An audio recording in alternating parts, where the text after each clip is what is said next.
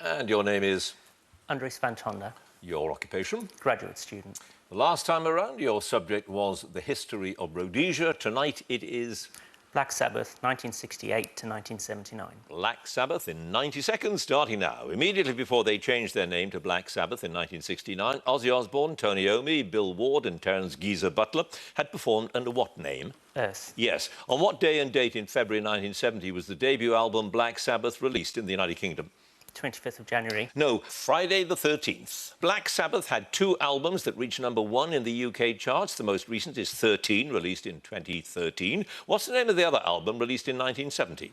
Paranoid. Yes. Who was the producer of the band's first three albums? He also produced for Judas Priest. Roger Bain. Correct. After releasing Paranoid in 1970, it was nearly 8 years before Black Sabbath issued another single. What's the title of that?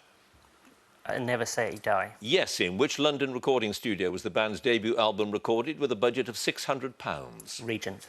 Yes, Regent Sound. On what record label were Black Sabbath's first four albums released in the UK? Vertigo. Correct.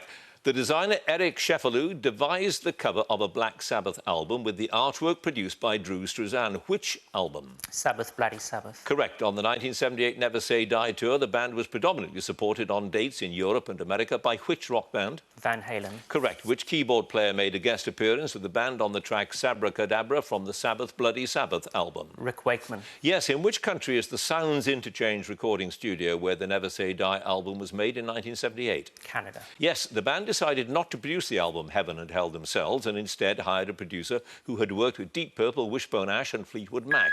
What was his name? Bill Anderson. It was Martin Birch. No passes. You have scored, Andreas, 10 points.